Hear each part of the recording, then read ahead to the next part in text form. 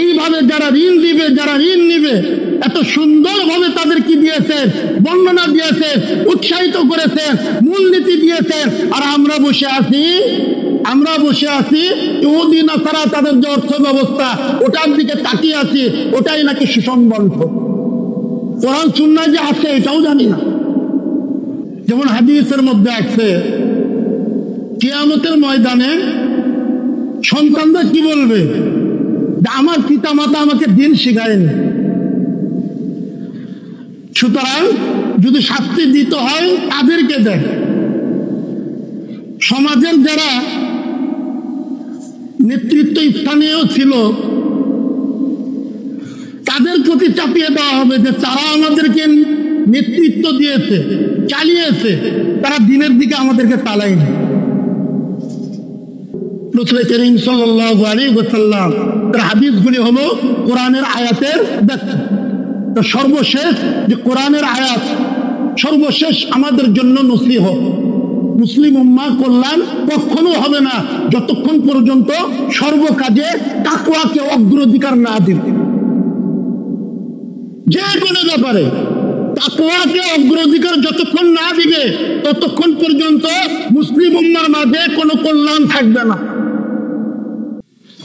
আজকে আমাদের আলোচনা যে আয়াতটি আমি তেলাওয়াত করলাম, ওয়াত্তাকু, তোমরা ভয় করো, ইয়াউমা, ওই দিনকে, তুরজাউনা ফীহি ইলাল্লাহ, যে দিনে তোমাদেরকে নিয়ে যাওয়া হবে আল্লাহ তাআলার নিকট। প্রত্যাবর্তন করবে তোমরা মহান আল্লাহ তাআলার কাছে। ওই দিনকে তোমরা কি করো, ভয় করো। তারপরে কি হবে, সুম্মা তুওয়াফা কুল্লু নাফসিন মা কাসাবাত ওয়া হুম লা ইউযলামুন।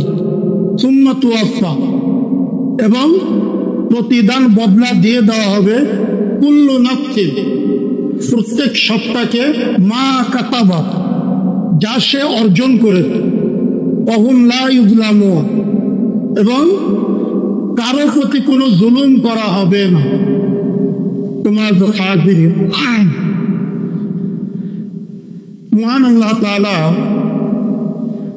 এই আয়াতে আমাদেরকে একটি উপদেশ দিয়েছে যে তোমরা ওই দিনকে ভয় করো যেই দিন তোমরা প্রত্যাবর্তন করবে মহান আল্লাহ তাআলার। এবং ওই দিন তোমরা দুনিয়াতে যা করেছ সেটার বদলা দিয়ে দেওয়া হবে, সেটা যদি এক দাররা পরিমাণ হয় তাও না কম করা হবে না বেশি করা হবে। ওয়া হুম লা ইউযলামুন, তারা মাজলুম হবে না, তাদের উপর জুলুম করা হবে। তোমার তো কাফির। মুফাসসিরিন কিরাম বলেন রাসূল করিম সাল্লাল্লাহু আলাইহি ওয়াসাল্লাম তার উপর যখন আয়াত নাযিল হয়, ইন্নাকা মাইয়িতুন ওয়া ইন্নাহুম মাইয়িতুন সুম্মা ইন্নাকুম ইয়াওমাল কিয়ামাতি ইনদা রাব্বিকুম তাখতাসিমুন। ইন্নাকা মাইয়িতুন, আপনিও মরণশীল, ওয়া ইন্নাহুম মাইয়িতুন, তারাও মরণশীল। মানে আপনিও থাকবেন না, আপনারও মৃত্যু আছে, তাদেরও মৃত্যু আছে।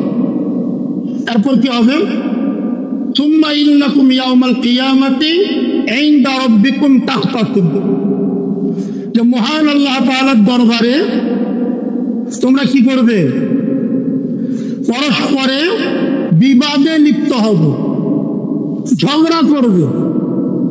প্রত্যেক ব্যক্তি তার দোষটা কি করবে, অন্যজনের উপর দেওয়ার চেষ্টা করবে। যেমন হাদিসের মধ্যে আছে কিয়ামতের ময়দানে সন্তানরা কি বলবে, আমার পিতা মাতা আমাকে দিন শিখায়নি। সুতরাং যদি শাস্তি দিতে হয় তাদেরকে দেয়। সমাজের যারা নেতৃত্ব স্থানীয় ছিল তাদের প্রতি চাপিয়ে দেওয়া হবে যে যারা আমাদেরকে নেতৃত্ব দিয়েছে, চালিয়েছে, তারা দিনের দিকে আমাদেরকে চালায়নি। ওলামায়ে কেরাম, তাদের প্রতি কি দেওয়া হবে? নিজের বোঝা চাপিয়ে দেওয়ার চেষ্টা করা হবে। ওলামায়ে কেরাম আমাদেরকে দিনের বিষয়ে বলেনি, যদি বলতো আমরা দিনের উপর চলতাম। হকের কথা বলেনি, যদি বলতো হকের উপর চলতাম। এইভাবে তারা কি হবে? বিবাদে লিপ্ত হবে। তোমার এই বিবাদে লিপ্ত হওয়ার দ্বারা কোনো কারো কি থাকবে না, উপায় থাকবে না, অপশন নাই।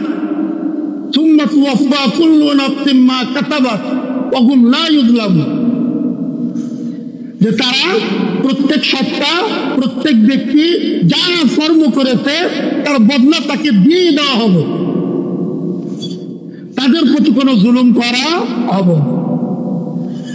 ইন্নাকা মাইয়িতুন ওয়া ইন্নাহুম মাইয়িতুন সুম্মা ইন্নাকুম ইয়াওমাল কিয়ামাতি ইনদা রাব্বিকুম তাখতাসিমুন। এই আয়াত যখন নাযিল হয়, রাসূল করিম সাল্লাল্লাহু আলাইহি ওয়াসাল্লাম তিনি কি বলেন? ইয়া লাইতানি আ'লামু মাতা ইয়াকুনু যালিক। আফসোস, ওই দিন কবে হবে যদি আমি জানতাম।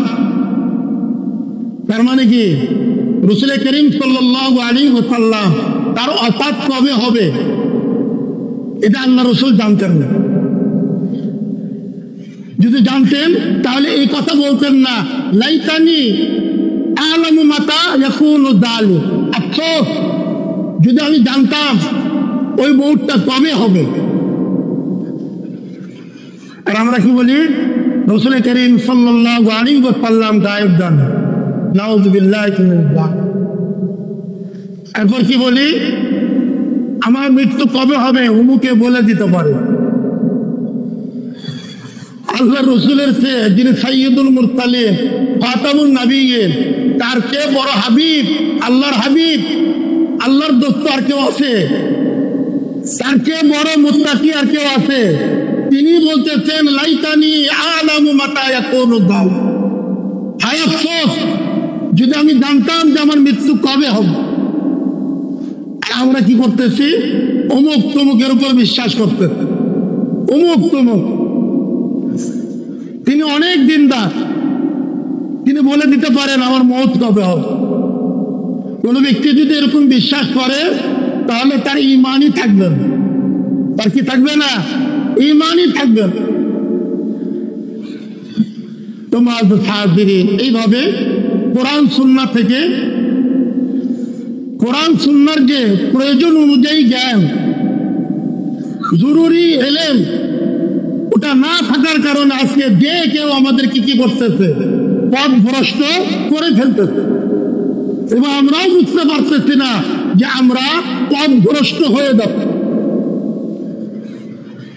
রাসূল করিম সাল্লাল্লাহু আলাইহি ওয়াসাল্লাম তিনি যখন আফসোস করেন, যদি আমি জানতাম কবে আমার মওত হবে, কবে ওই দিন আসবে।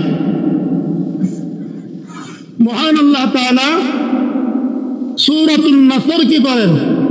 এরপরে নাজিল করেন ইযা জাআ নাসরুল্লাহি ওয়াল ফাত। আমরা সকলেই এই সূরার অর্থ কম বেশি সকলেই জানি। বর্ণনাকারী বলেন রাসূল করিম সাল্লাল্লাহু আলাইহি ওয়াসাল্লাম তিনি চুপ হয়ে গেলেন,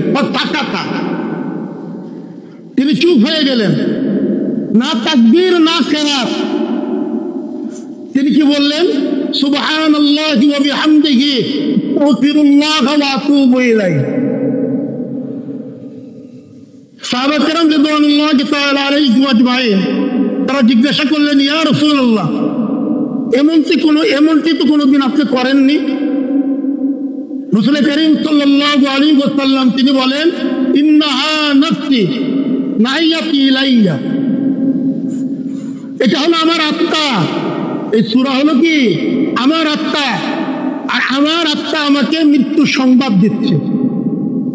আমার আত্মা আমাকে কি দিচ্ছে? মৃত্যু সংবাদ দিচ্ছে। সূরাতুন নাসর বিজয়ের সূরা, আল্লাহ রাসূল বলতেছেন কি আমাকে মৃত্যু সংবাদ দিচ্ছে, এটাই সঠিক। যেমন হযরত ওমর ইবনুল খাত্তাব রাদিয়াল্লাহু তাআলা আনহু, তিনি তার রাষ্ট্র পরিচালনায় যারা উপদেষ্টা পরামর্শক যে প্যানেল, তাদের মধ্যে ওই পরামর্শকদের মধ্যে প্রায় সকলেই ছিলেন কি প্রবীণ সাহাবা, বদরি সাহাবী। তার মধ্যে রইসুল মুফাসসিরিন হযরত আব্দুল্লাহ ইবনে আব্বাস রাদিয়াল্লাহু তাআলা আনহু, তার বয়স ছিল সবচেয়ে কম। অন্যান্য প্রবীণ সাহাবা তাদের কথাবার্তা শুনলে বা দেখলে এটা তাদের কাছে একটা কি ছিল, আপত্তি ছিল, কৌতূহল, যে আমরা এত প্রবীণ, আমাদের সাথে একটা বাচ্চা সে আছে। এটা হযরত ওমর ইবনুল খাত্তাব রাদিয়াল্লাহু তাআলা আনহু তিনি বুঝতে পেরে বললেন, এক এক করে সাহাবাদেরকে জিজ্ঞাসা করলেন সূরাতুন নাসর এটা কিসের সংবাদ দিচ্ছে? তারা সকলেই এক বাক্যে বলেছেন কি এটা তো ইসলামের বিজয়ের সংবাদ। যখন আল্লাহর নুসরত আসবে, দলে দলে মানুষ কি করবে, দ্বীনের মধ্যে অংশগ্রহণ করবে, দ্বীন গ্রহণ করবে। সর্বশেষ হযরত আব্দুল্লাহ ইবনে আব্বাস রাদিয়াল্লাহু তাআলা আনহু তাকে জিজ্ঞাসা করলেন, তো তিনি বললেন এটা আল্লাহর রাসূলের মৃত্যু সংবাদ, এটা আল্লাহর রাসূলের মৃত্যু সংবাদ। কেন? এখানে বোঝানো হয়েছে আল্লাহ তাআলা যখন নসরত আর সাহায্য আসবে, দলে দলে লোক দ্বীন গ্রহণ করবে, তখন আল্লাহর রাসূলের দুনিয়াতে বেঁচে থাকার আর কোনো প্রয়োজন নাই, তখন তাকে উঠিয়ে নেওয়া হবে। সুতরাং দ্বীন পূর্ণাঙ্গ হয়ে যাওয়া মানেই কি, দ্বীন পূর্ণাঙ্গ হয়ে যাওয়া মানে আল্লাহ রাসূলের রিসালাতের কাজ শেষ, তার ওফাত হয়ে যাবে। আর আল্লাহ রাসূল এখানে কি বলতেছে, ইন্নাহা নাফসি নাইয়াতি ইলাইয়া, এটা আমার আত্মা আমাকে মৃত্যুর সংবাদ দিচ্ছে। এই বলে আল্লাহ রাসূল বুকান শাদীদান চরমভাবে কান্নাকাটি শুরু করলেন, কাঁদতেছেন তিনি। সাহাবা কেরাম বলেন, ইয়া রাসূলুল্লাহ মৃত্যুর কথা শুনে কেন কাঁদতেছেন? আল্লাহ তাআলা তো আপনার পূর্বের পরের সমস্ত গুনাহ মাফ করে দিয়েছেন। রাসূল করিম সাল্লাল্লাহু আলাইহি ওয়াসাল্লাম তিনি বলেন, কবরের সংকীর্ণতা কোথায়, কবরের অন্ধকার কোথায়, কিয়ামতের ময়দানের অবস্থা কোথায়? তার মানে আমার গুনাহ আল্লাহ তাআলা আমাকে মাসুম বলে ঘোষণা করেছে, কিন্তু এই কথা তো বলেননি কবরে আমাকে চাপ দিবে না, কবরে অন্ধকার হবে না, কিয়ামতের ময়দানে আমি উঠবো না, এমন তো না। আর আমরা দিনের কোনো ঠিক নাই, নামাজের কোনো ঠিক নাই, মনে মনে ইবলিস শয়তান নফস শয়তান ধোঁকা দেয় যে তুমি অনেক ভালো মানুষ, তুমি অনেক দিনদার মানুষ। নাউযুবিল্লাহি মিন যালিক। মনে করি কবরে যাওয়ার সাথে সাথেই কি হয়ে যাবে, আমার সমস্ত জান্নাতের সুবাতাস বইতে থাকবে। অথচ মুহাম্মদুর রাসূলুল্লাহ সাইয়্যিদুল মুরসালিন খাতামুন নবিয়্যিন সাল্লাল্লাহু আলাইহি ওয়াসাল্লাম তিনি কি করতেছেন, কবরের অন্ধকারের কথা বলতেছেন, কবরের সংকীর্ণতার কথা বলতেছেন, কিয়ামতের ময়দানে ভয়াবহতা, আইনা হাউলুল কিয়ামা, কিয়ামতের ভয়াবহতা সম্পর্কে বলতেছেন। তাহলে কি করা যাবে না, ধোঁকার মধ্যে থাকা যাবে না। এই সূরা নাযিল হওয়ার পর মুহাম্মদুর রাসূলুল্লাহ সাল্লাল্লাহু আলাইহি ওয়াসাল্লাম 6 মাস জীবিত ছিলেন, তারপরে তার ওফাত হয়ে গেল। রাসূল করিম সাল্লাল্লাহু আলাইহি ওয়াসাল্লাম হজ্জাতুল বিদা, বিদায় হজে যখন সফর করেন, এই সফরের মধ্যে রাসূল করিম সাল্লাল্লাহু আলাইহি ওয়াসাল্লামের উপর আয়াত নাযিল হয়, ইয়াফতাতুনাকা কুলিল্লাহু ইফতিকুম ফিল কালাল। তাহলে শেষের দিকে বোঝা গেল যে তারা আপনাকে মাসলা জানতে চাচ্ছে, আপনি বলে দিন আল্লাহ তাআলা তোমাদেরকে মাসলা বলে দিচ্ছেন, ফতোয়া দিয়ে দিচ্ছেন। শেষের দিকের আয়াত।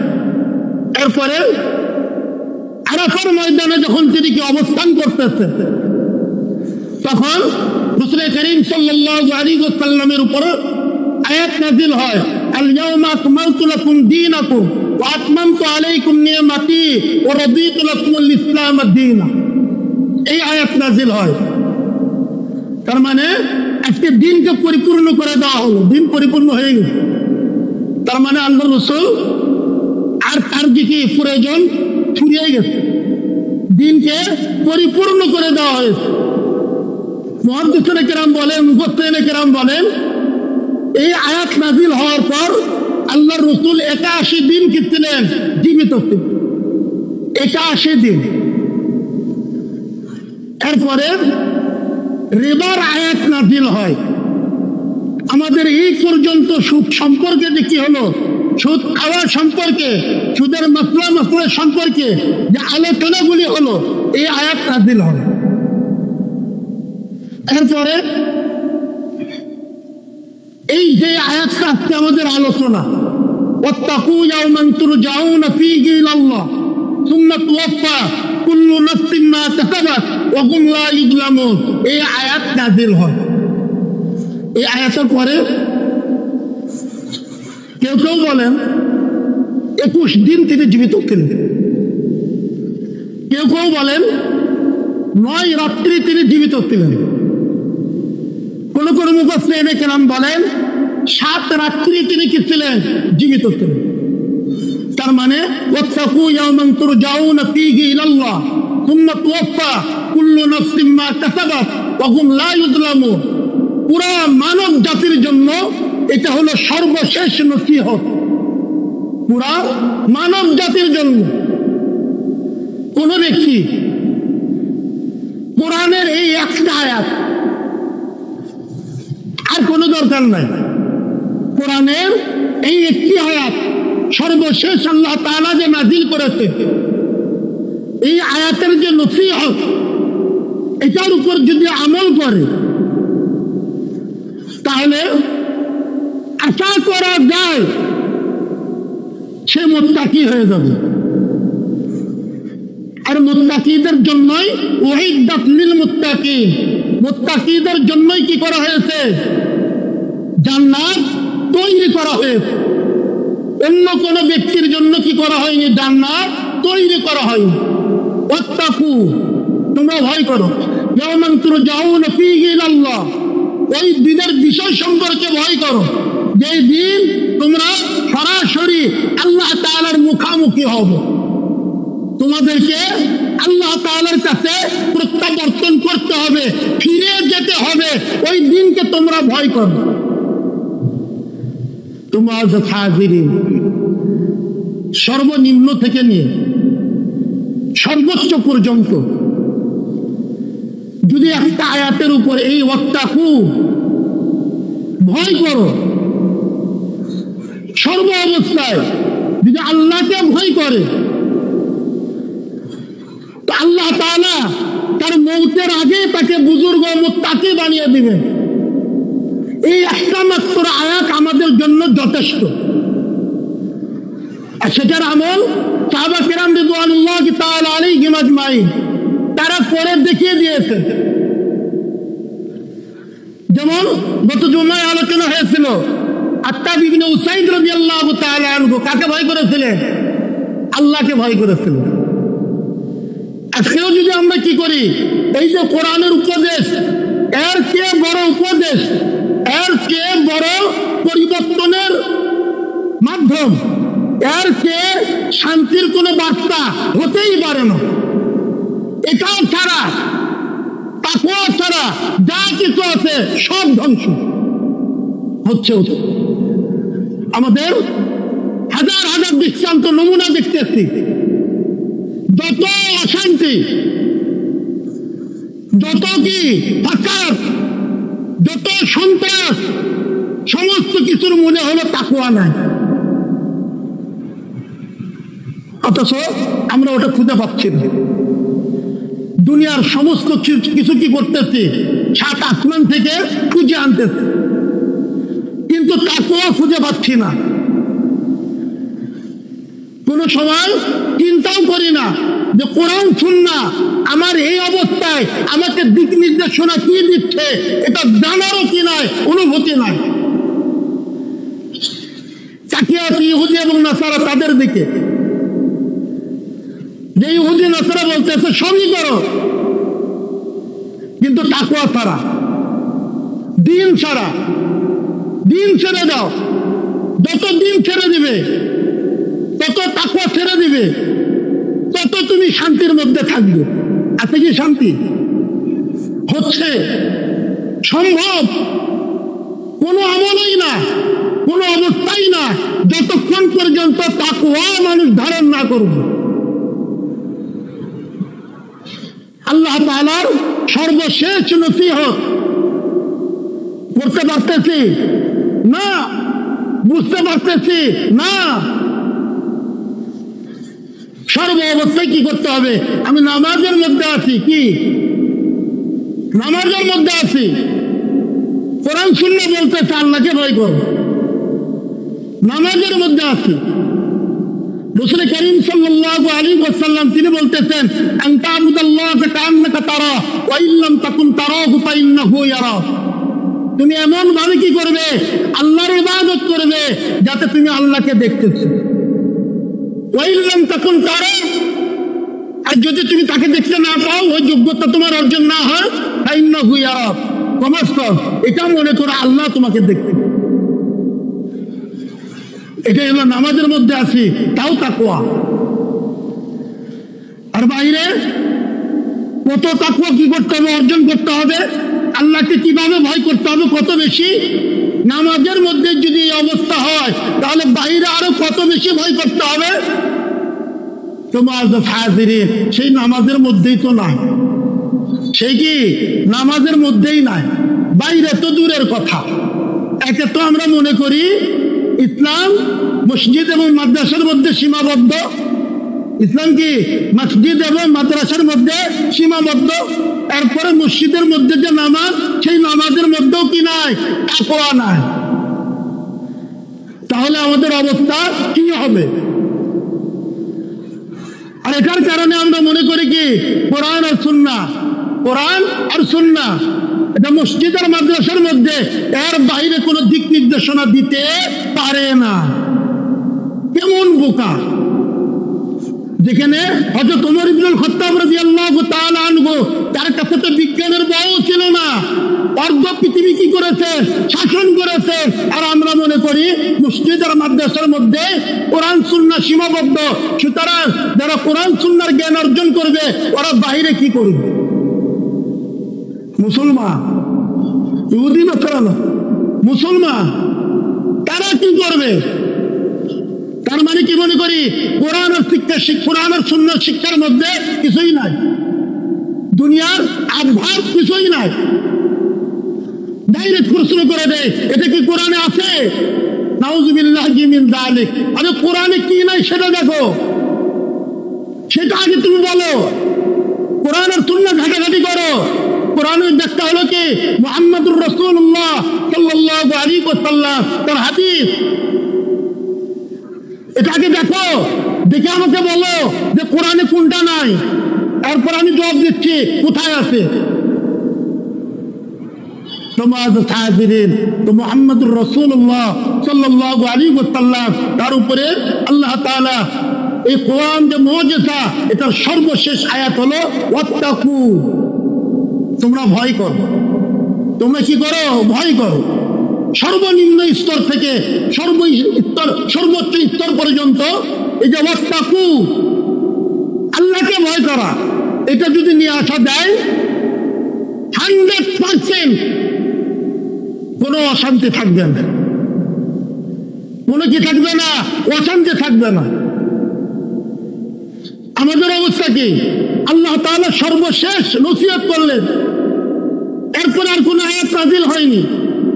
এরপরে 9 রাত অথবা 7 রাত আল্লাহ রাসূল কি ছিলেন? জীবিত ছিলেন। ও সর্বোচ্চ 21 দিন কি ছিলেন? জীবিত ছিলেন। আল্লাহ তাআলা একটা নসিহত দিয়ে গেছেন, আল্লাহকে ভয় করো, বাস তোমার সমস্ত কিছু কি হয়ে যাবে? ঠিক হয়ে যাবে। পুরো পৃথিবী কি হয়ে যাবে? পরিবর্তন হয়ে যাবে। আর তাকওয়া ছাড়া যা কিছু আছে সবই ধ্বংস, ওটার কোনো কি নাই, মূল্য নাই, যেটার হাজার হাজার নজির আমরা আজকে দেখতেছি। তাকওয়া ছাড়া আমাদের যে কি বেগতি, আমাদের যে কি অবস্থা, মানবাধিকার বলতে কিচ্ছু নাই। তাকওয়া নাই, থাকবে কোত্থেকে? সুষম বন্টন নাই, কারণ কি? তাকওয়া নাই। কি বলি? অর্থনীতির মূল বিষয় হলো সুষম বন্টন। তাকওয়া ছাড়া ডিজিটাল অর্থনীতি, বৈজ্ঞানিক অর্থনীতি কি সুষম বন্টন আজ পর্যন্ত দিতে পেরেছে? সম্ভবই না। আল্লাহ রাসূল যে নীতিগুলি দিয়েছেন, ব্যবস্থাপনাগুলি করে গেছেন, এর মধ্যেই সুষম বন্টন। এটা ছাড়া অন্য কোন তন্ত্র মন্ত্রে সুষম বন্টন পাওয়া যাবে না, কিয়ামত পর্যন্ত চলবে। আবার কি বলি? কোরআনে কোথায় কি আছে? অর্থ ব্যবস্থার কথা আছে। কোরআনে কোথায় অর্থনীতির কথা আছে? তোমার এ পর্যন্ত এটারই আলোচনা হলো। একটা পর্যন্ত একটা যে মূলনীতি ব্যবস্থাপনার একটা উসুল, ওটা আমরা কি করতে পারিনি? বাস্তবায়ন করতে পারিনি। সামনে যা আয়াত আসতেছে, ইয়া আইয়ুহাল্লাযীনা আমানু ইযা তাদায়ানতুম বিদাইনিন ইলা আজালিন মুসাম্মান ফাকতুবু, ঋণের কথা আসতেছে। এই যে ঋণের কথা আসতেছে, মুফাসসিরিনে কিরাম বলেন যে কোনো আর্থিক লেনদেন, তাই ব্যক্তি হোক, ব্যক্তি প্রতিষ্ঠান হোক, অথবা প্রতিষ্ঠান হোক, যে কোনো আর্থিক লেনদেন সবগুলি এর মধ্যে সীমাবদ্ধ, এর অন্তর্ভুক্ত। এটা হলো কোরআনের আয়াত। আর হাদিসগুলি কি? হাদিসগুলি হলো আয়াতের ব্যাখ্যা। কিভাবে আমরা পালন করব, ওটার পদ্ধতি হলো হাদিস। এই আয়াতের সীমা কতটুকু, এটা বলে দেবে কে? হাদিস। সমস্ত কিছুর ব্যাখ্যা হলো কি? হাদিস। কোরআনের ব্যাখ্যা হলো হাদিস। রাসূল করিম সাল্লাল্লাহু আলাইহি ওয়াসাল্লাম তিনি কি বলেন? ঋণ সম্পর্কে, মানুষকে ঋণ দেওয়া, আর্থিক সহযোগিতা করা, কর্জে হাসানা, যে কোনো আর্থিক লেনদেন। রাসূল করিম সাল্লাল্লাহু আলাইহি ওয়াসাল্লাম তিনি বলেন, যে ব্যক্তি মুসির, অভাবগ্রস্ত, কষ্টের মধ্যে আছে, তার অভাব দূর করার জন্য যে সহযোগিতা করবে, আল্লাহ তাআলা তাকে মুস্তাজাবুদ দাওয়া বানিয়ে দিবেন। তার দোয়া যখনই করবে আল্লাহ কবুল করে নেবেন। একটা হাদিস।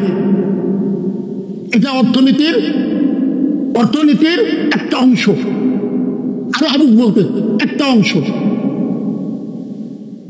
এটা যত আর্থিক প্রতিষ্ঠান আছে বাস্তবায়ন করে দেখেন। যারা অভাবী, যারা কষ্ট আছে, তারা আগে ঋণ পাবে, তারপরে অন্যরা। করেন দেখি, পারেন নাকি? কিয়ামত পর্যন্ত চেষ্টা করলে পারবেন? আবার বলেন কোরআনে অর্থনীতি কি আছে? হুজুররা অর্থনীতি কি জানে? কোনো জানার দরকার নাই। কোরআন সুন্নাহ যে বিধানগুলি আছে একটা একটা করে বাস্তবায়ন করেন। খোদার কসম, এখানে আর অশান্তি থাকবে না। একটা মানুষ অভাবগ্রস্ত থাকবে না। একজন ব্যক্তিকে 5,000 কোটি টাকা লোন দিচ্ছে, একজন অভাবগ্রস্ত ব্যক্তি যাকে 10 লক্ষ টাকা দিলে তার অভাব দূরীভূত হয়ে যায়, নিজের পায়ে দাঁড়াতে পারে, তাকে দেওয়ার জন্য কোনো ব্যক্তি বলে না, কোনো গোষ্ঠী বলে না, রাষ্ট্রও বলে না। আবার কি বলে? রাষ্ট্র হলো জনগণের সেবক। মিথ্যা, ধোঁকা। রাষ্ট্রের মালিককে জনগণ, আর এক ধোঁকা।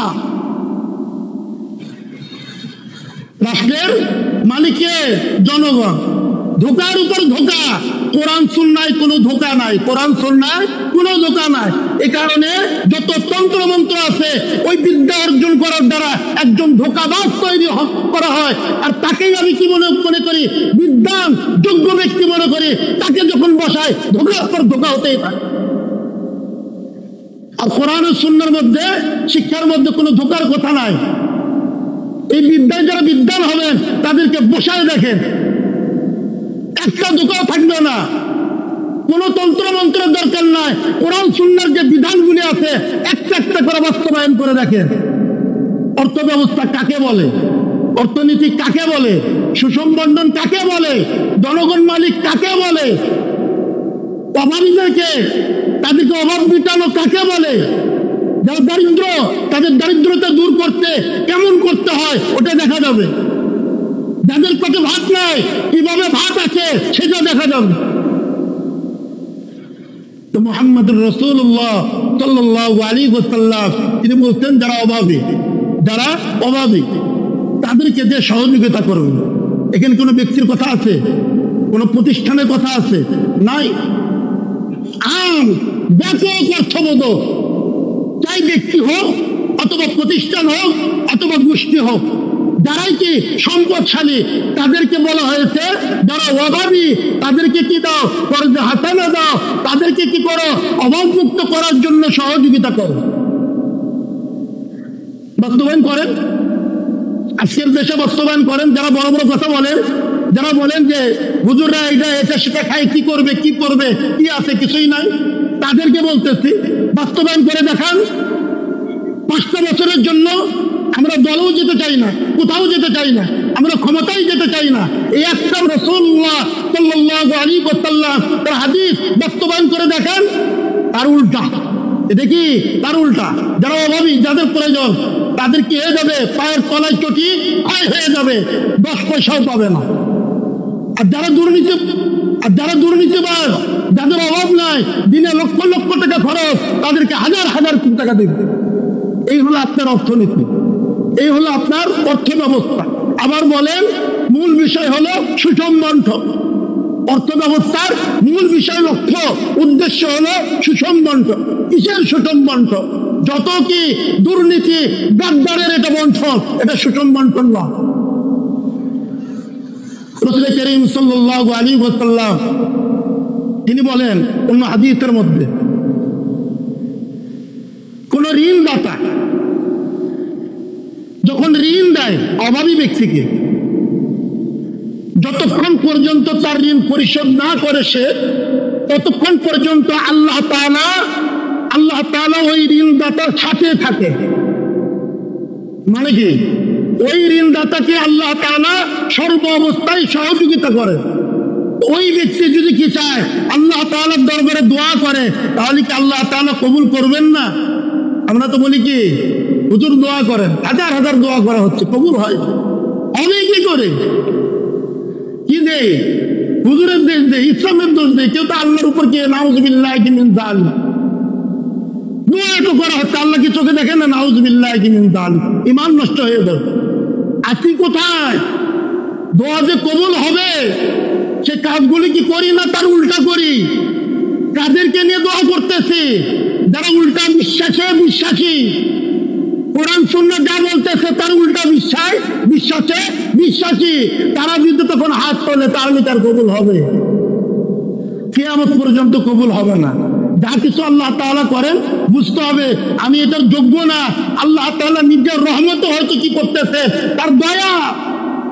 এছাড়া আমাদের যে ব্যক্তি জীবন থেকে নিয়ে একবার আন্তর্জাতিক জীবন পর্যন্ত কোথাও আমাদের আল্লাহ তাআলা রহমত পাওয়ার মতো কোনো কাজ আমাদের নাই, দেখানোর মতো নাই। আবার যারা ঋণ নাই তাদের ব্যাপারেও কি করেছেন আল্লাহর রাসূল বলেছেন, দেখি আল্লাহ তাআলার কাছে কবিরা গুনার পরে সবচেয়ে নিকৃষ্ট ব্যক্তি ওই, তার মাথায় ঋণ আছে, ঋণ নিয়ে সে মারা গেল। তোমার তো থাকবে ঋণ, আমরা কি জানি কবে আমার মৌত হবে? তার মানে কি যত দ্রুত সম্ভব ঋণ পরিশোধ করে দাও।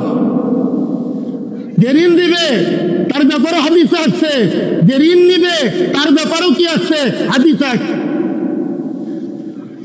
বাদুল কাবাইর, কবিরা গুনার পরে আল্লাহ তাআলার কাছে সবচেয়ে জঘন্য ব্যক্তি সেই ঋণ মাথায় নিয়ে যার মৌত হয়ে গেল, ঋণ পরিশোধ করে গেল।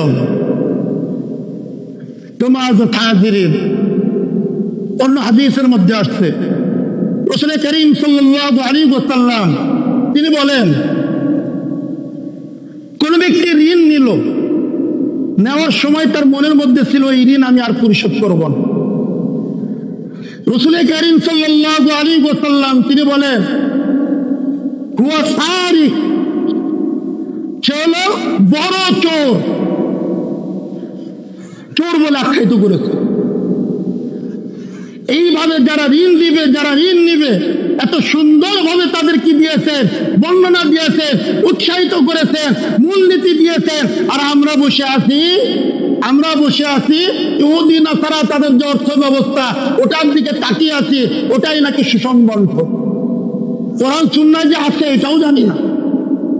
কোন ইহুদি নাসারা যদি বলে কোনো আশ্বাস নাই, কিন্তু যে বলে আমি মুসলমান আর যদি বলে যে কোরআনে কোথায় আছে, তার উপর অত্যন্ত দয়া হয়।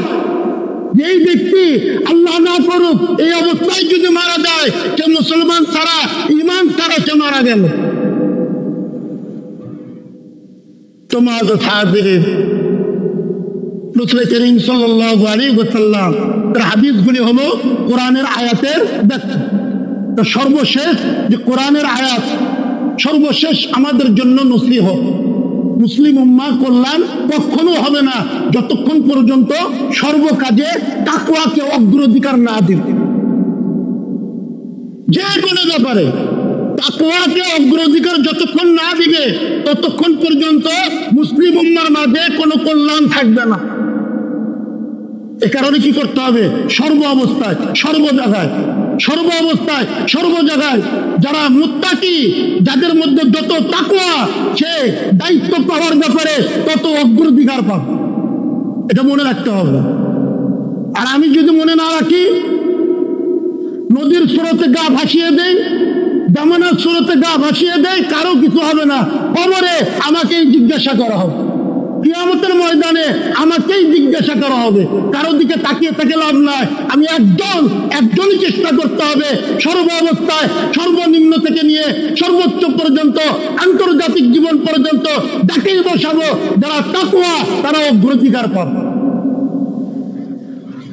তাহলে আর কিছু না হোক, কেউ মানুক আর না মানুক, কবরে যখন সওয়াল করা হবে মান রব্বুকা, তখন বলতে পারবো রব্বি আল্লাহ। কি বলতে পারবো? রব্বি আল্লাহ, আমার রব আল্লাহ তাআলা। তোমার হাজিরিন, তাহলে সর্বশেষ যে নসিহত, এটা আমাদের জীবনে বাস্তবায়ন করতে হবে। সর্ব জায়গায় তাকওয়া যার বেশি সে তত অগ্রাধিকার, তাকওয়া যার বেশি সে তত সম্মানিত। আর আমাদের অবস্থা কি হয়ে গেছে সমাজে? উল্টা। যে যত ফাসিক ফুজ্জার, তার দাপট তত বেশি, তার অগ্রাধিকার তত বেশি। সর্বনিম্ন থেকে নিয়ে সর্বোচ্চ পর্যন্ত তারাই সবকিছু করে, তারা যা বলে ওটাই বাস্তবায়িত হয়। আর বলি দোয়া কেন কবুল হয় না? বলি কি দোয়া কেন কবুল হয় না? হুজুররা কেন হক কথা বলে না? কিয়ামতের ময়দানে তখনও বলবো কি হুজুররা আমাদেরকে হক কথা বলেনি, যদি বলতো হকের উপর চলতাম। এই অবস্থা নিয়ে যদি এই কথা বলি, ধোপে টিকবে? কখনোই না, শাস্তি আরো বেড়ে যাবে।